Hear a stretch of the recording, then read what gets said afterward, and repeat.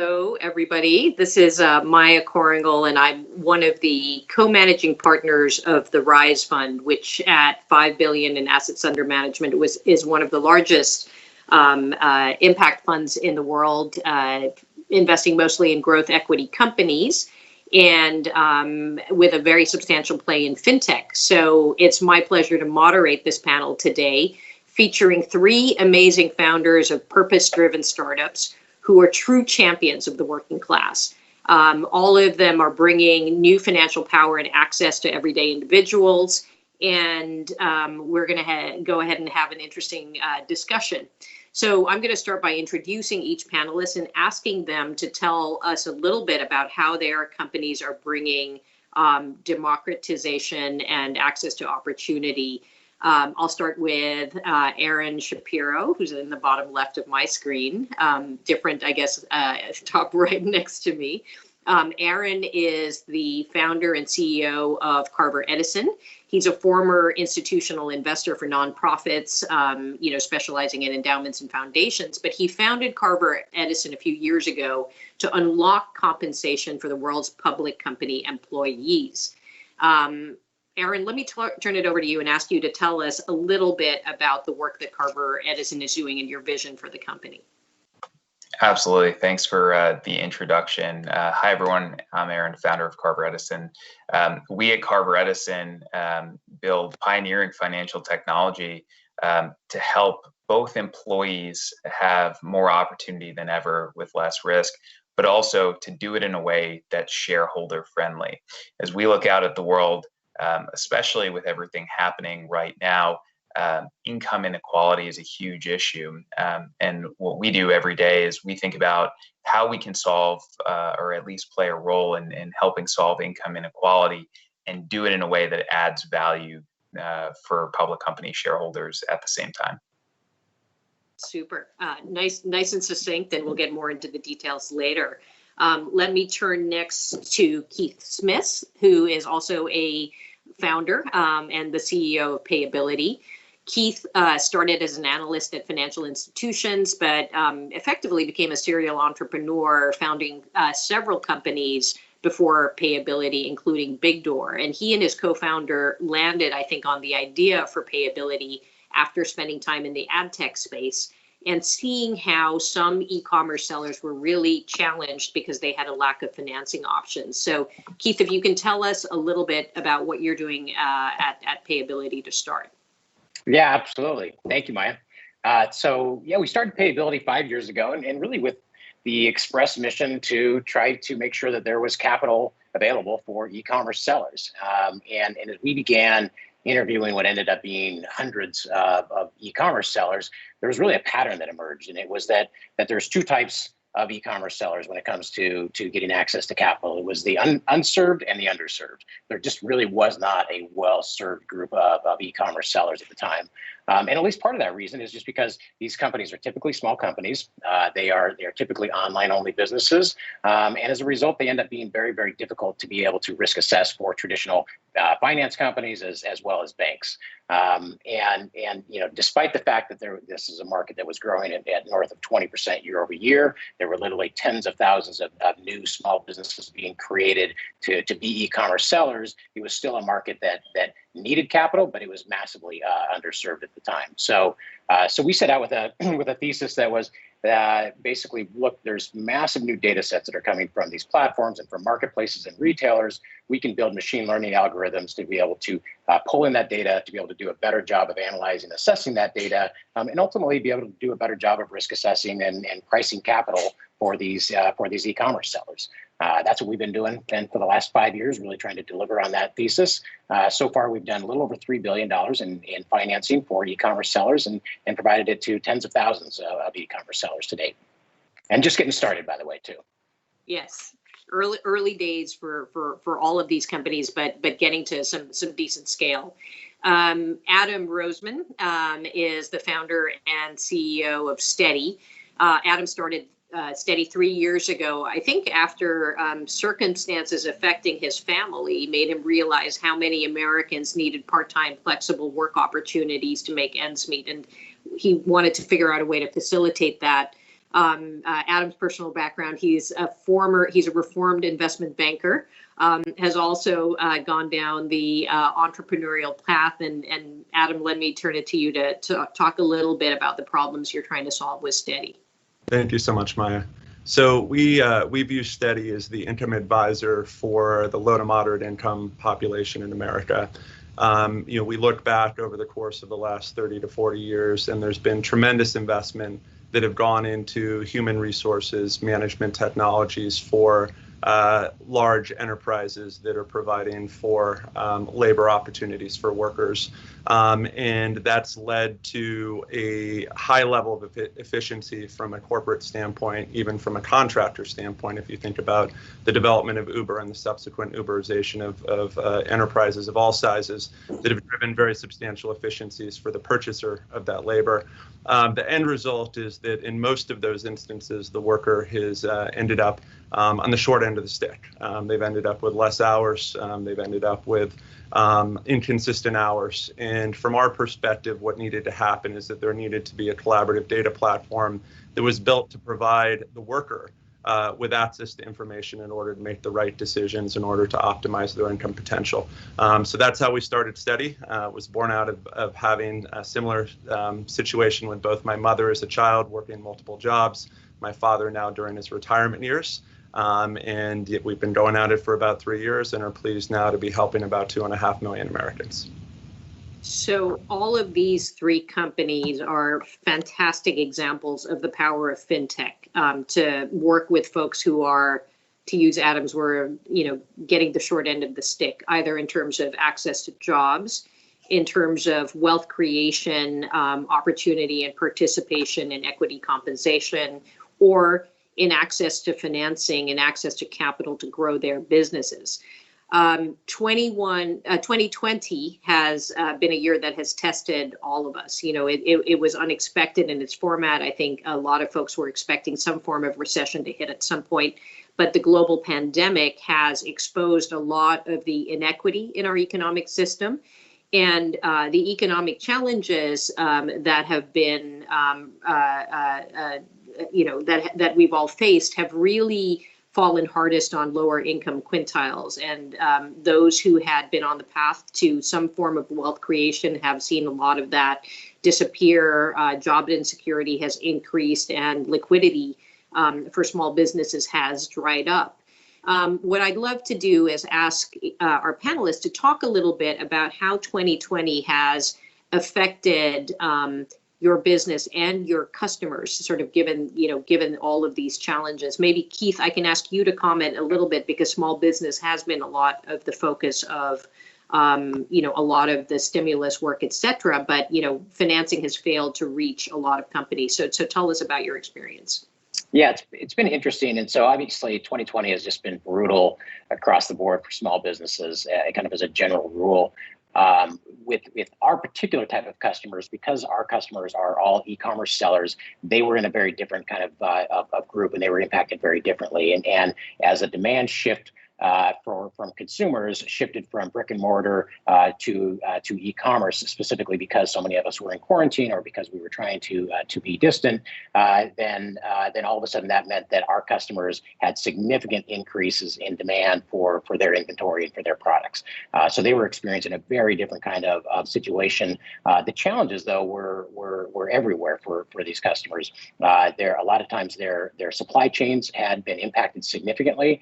Their fulfillment chains were also being impacted significantly. Many of our small business customers would, as an example, rely on some of these third-party outsourced fulfillment centers, oftentimes even Amazon fulfillment by Amazon, in order to be able to get their products to the actual end customer. But all of a sudden, all of those supply chains and those fulfillment chains began being used primarily for critical goods. And so oftentimes then suddenly in the middle of the pandemic, in the middle of having to be working remotely, our customers were then also trying to figure out, how do I figure out a new supply chain and a new way to be able to actually fulfill my products for my customers, because I can't rely on the fulfillment house I was using previously. So there were lots and lots of challenges. And from a risk perspective, things changed for us pretty significantly as well, and our risk team had to react very quickly. But the overall story of 2020 for our customers has been that there's been a significant tailwind for them just because of the demand shift. We think a lot of the increases in e-commerce as a percentage of retail in the United States is going to be locked in and probably is not going down. It's been increasing every year, but the beginning of this year it was about 12% of retail in the United States was done over e-commerce. We're exiting the year probably somewhere around 18 to 20% of retail in the U.S. is e-commerce. So it's been just a massive increase in overall demand. And that, of course, then has just meant that there's been an increase in demand for capital. So we've been, scrambling and working very, very hard to be able to keep up with that demand. So an interesting environment where there are both headwinds and tailwinds, depending on, how you look at things. Adam, tell us a little bit about how it's been from your vantage point. Yeah, where to start? We have a very unique lens into the financial lives of hourly and gig workers in the U.S. that now make up close to half of the U.S. working population. I like to say that during this period of time, many of us who have the luxury of working from home have been living in a little bit of a quarantine bubble, right? From the standpoint of, we previously had a lot of exposure to service industry workers, right, who we would interact with quite regularly. We haven't had that exposure as of late, so I don't think we realize how bad they're suffering. During the course of the pandemic, roughly 50% of our members have at some point in time, at least for 1 month during the course of the last 9 months, lost at least 50% of their income. About a third of our members have lost 100% of their income at some point during the pandemic. We completed an analysis just last week of a randomized cohort of 25,000 of our members who have been collecting unemployment insurance benefits at some point during the pandemic, and we found that 29% of them took over 4 months between the time when they had their last income event and when they received their first unemployment insurance check. And these are individuals who are already living very much on the margin. So from our perspective today, the world has changed, and the world has changed dramatically. We see a very large number of jobs that previously existed pre-pandemic not coming back. We see an environment where, similar to what we've seen in past recessions, or past steep recessions at least, where businesses have worked as hard as they could to not bring back full-time workers, to bring back workers either on a contract basis or push to invest in automation. We see this as far more substantial than any of those past recessions, and we worry tremendously about the U.S. worker, the working class worker. And so from our perspective, we've been taking an approach of looking at how they're going to make ends meet on a combination of both work-related income, but also an element of public benefits. And that from our perspective, the economics just aren't going to work for a large percentage of Americans for quite some time. And so what we've done during this period of time have worked on helping to modernize unemployment insurance technologies, which has been a big initiative for us, utilizing our income intelligence, providing for millions of dollars of emergency cash grants to our workers through nonprofit partners, where we were able to automatically identify income loss, providing for free telemedicine support to about 20,000 of our workers who were uninsured and underinsured during this period of time, and then running several universal basic income pilots in partnership with Humanity Forward and Andrew Yang in different regions of the country in order to prove out the fact that actually when you give workers support when they're hurting that badly, that puts them in a position to actually be able to eliminate some of the stresses and focus on finding permanent work and actually seeing them outperform those that didn't receive the cash stimulus. So I think just generally the world has changed. Our workers are suffering. And we strongly believe that there's going to have to be a large public component to getting them back on their feet over a long period of time.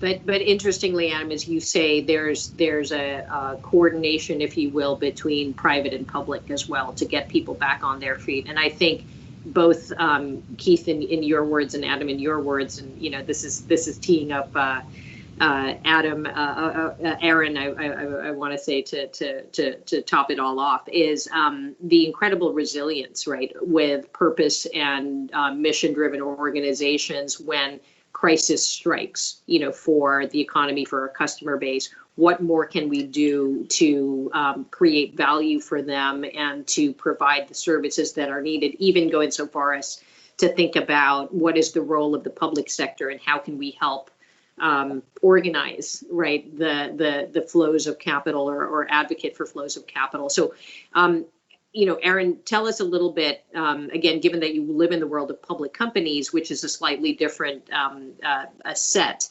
how has 2020 affected your business and your customers, and what are some of the insights?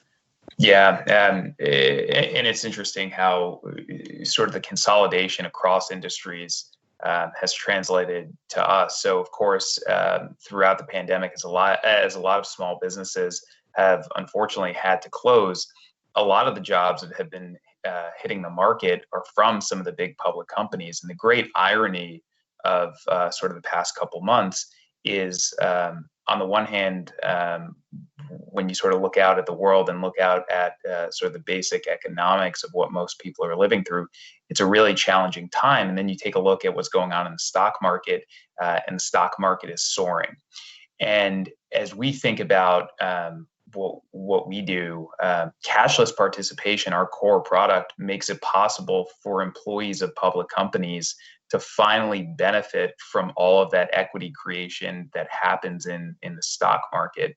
And especially as you think about some of the big public companies that have been on the front lines of really helping this country survive the past couple months, the companies themselves understand the disparate reality between their frontline workers who are showing up to work every day, in some instances putting themselves at risk to have a job, but they don't get to benefit from all the equity value that's being created in the stock market. So from our perspective, what we do and what our team works hard on every day is really helping these companies take action, because a lot of times when you work with large enterprise organizations, there's a lot of internal bureaucracy sometimes that has to be navigated, and there are a lot of amazing people at these companies that want to solve this problem and understand that the folks on the front line especially should be able to benefit from the growth of the company. And very interestingly, actually, the SEC just yesterday released an amendment to some existing rules to help facilitate employee ownership. And even here in New York, the mayor of New York City the other day just announced the country's largest city-led initiative to encourage employee ownership.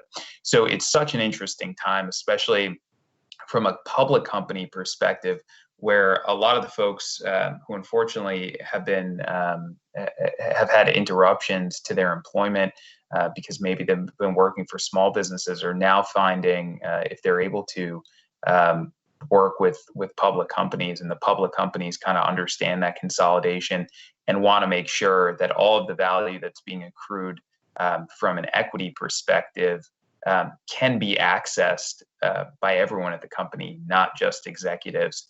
And I think going into 2021, what we're really looking at is the start of a new generation of corporate equality, where companies, especially those that are sort of leading the way in a lot of different sectors, understand that now's the time to really unlock access to a lot of areas of compensation that most of their workforce has had to sit on the sidelines and miss out on for generations. Aaron, have you found that given the social and racial justice movements and what I would call the corporate awakening, right, to stakeholder value and the importance of all of the different constituents in the ecosystem, but again, because of what happened this year, are those conversations, is the sell, if you will, of what you can offer getting easier with companies? Yeah, I mean, the past couple months have been a massive tailwind, not just for us, but really all of the providers in sort of the financial wellness space that work with large enterprises. I'd say where we're specifically unique is when you take a look at the Corporate Roundtable initiative, where some leading CEOs of public companies all got together and said, we're signing this initiative to sort of rethink our mission.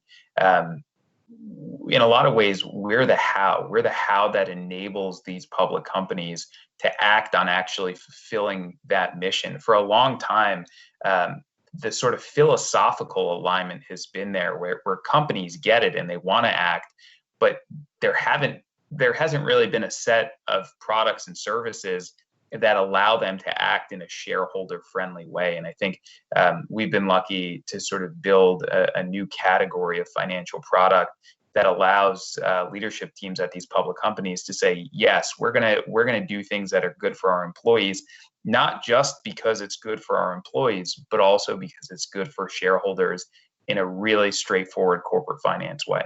Yeah, absolutely. So it's the value creation again for the company as a whole. It's not a net negative, it's actually a net positive. You talked a little bit about looking forward to 2021.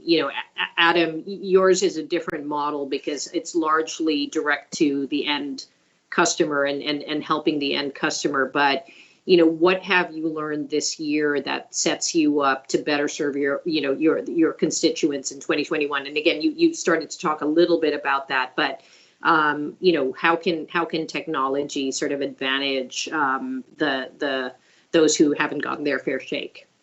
Yeah. So from our perspective, obviously everything that I talked about previously in terms of the need of the public sector really to step in and provide more support, more extended support. But I think combine that with the substantial advancement of our data capabilities in 2020. So for us, what that means is really taking a view of an individual's skills and how that correlates to their current work type and experience to sort of map out what an individual has from an asset perspective, right, in terms of what they can deploy to work. And then now mapping that to their earnings, right? So having a parallel view into how people earn, how much they earn from different forms of work, the amount of time and effort that they're spending in order to generate that amount of income, and tying those two things together so that we're able to effectively assign a value to skills. And give people guidance on how to use those skills in other areas based on our community. Everything's built on a collaborative data set, collaborative filtering, lookalike audiences, so that we can help people understand within similar audiences from the standpoint of skills and experience how to take those skills and generate more value from them. For us, one of the unique challenges is going to be both helping individuals understand adjacencies. So once they reach near the top of their current earnings potential, how do they obtain, or providing them with transparency on what skills and experience might be easy for them to obtain in order to help them move into a higher earnings lookalike audience without a substantial amount of effort or investment. And then secondarily, just given the changing nature of the work and the migration of jobs into new sectors, new categories, and away from other sectors and categories, is ensuring that that's also incorporated into our curation of how we sort of guide people on their earnings future. So for us, it's really, again, it's a combination of the public sector need, and it's a substantial investment in advancement of our data. Yeah, and what it sounds like to me too is that it's trying to get people beyond the public sector responsibility comments. It's getting your relationship, but also the customer, to think more than on just a day-to-day sort of transactional basis, and start to plan and to give them the tools to build out a fuller picture. Keith, turning to you. You're working more with small businesses and e-commerce entrepreneurs, some who may be sole proprietors, but also who may employ others. As you look ahead to 2021, how can you better serve your customers? What are the lessons from this year that really tee you up for the work you need to do?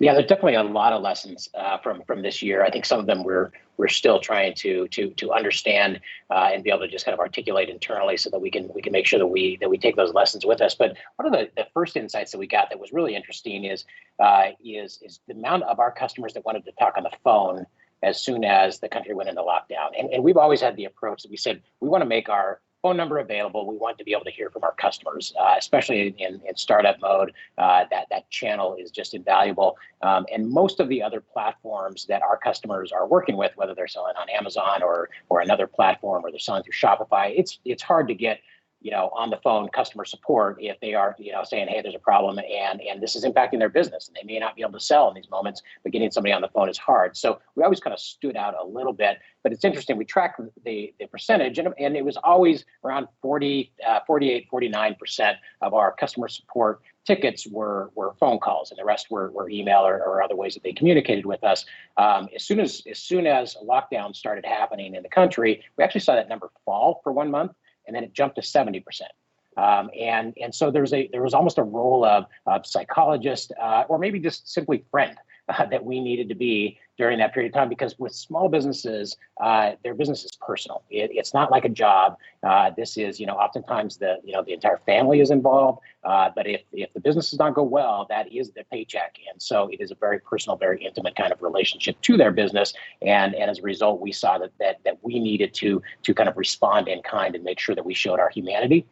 So that's an important lesson. A couple of other things. One is that we've been on an ongoing mission for the last 4 years in particular to continue to lower our rates as our risk algorithms get better, and as we get more scale, that allows us to be able to deliver our capital at a cheaper cost for our customers. So we've been able to continue that trend significantly this year, and we'll continue to do that in the next year. And then just expanding into other unserved or adjacent marketplaces, not necessarily markets, but what we find is that as these e-commerce sellers mature, they start to want to diversify, and they don't want to sell all through one channel, and so they become a multi-channel e-commerce seller. And so for us, making sure that we can support all of the various different channels that these e-commerce sellers sell through, give them credit for their sales, and make sure that we can provide them capital for those sales. Yeah, that makes a lot of sense. I think we're going to have to wrap up our discussion. Interestingly, for the group we're talking to, we had a lot more back and forth when we were doing our prep session. But I think hopefully what you've seen is, first, the power of entrepreneurship and the power of 3 individuals, 3 companies who are clearly very squarely focused on value creation for their customers. In doing so, the belief is so long as you have the building blocks to build a sustainable business and a profitable business, the value creation also accrues to the company. But first and foremost is a very strong focus on understanding the customer, understanding needs, understanding how to build value for them. There's a strong sense of community in what we've talked about, and having a relationship that is beyond, even though we live in the tech space, there is still a personal touch. There's an education component. There's an advocacy component, Aaron, in what Aaron is doing with the enterprises to advocate on behalf of the workers and equity build up for them. There's some interesting comments about interplay with public sources of funds. But what we've come through is an incredibly difficult year, and for me as an investor in entrepreneurs like the 3 here at the table, we live in the world of challenges. We're trying to solve very difficult problems. We're trying to bring wealth creation at much smaller transaction sizes, and hopefully technology will enable us to do that in a cost-effective way, so that we can keep giving value back to the customer. As Keith said, keep on lowering rates, to help our customers. But though we live in the world of problems, there's so much optimism and so much resilience and so much creativity among the group of entrepreneurs who really are at the helm of building purpose-driven businesses. So I hope you take some inspiration away. Who knows what 2021 will have in store for us? Hopefully a slightly better year than this year, especially for the folks that we're trying to serve.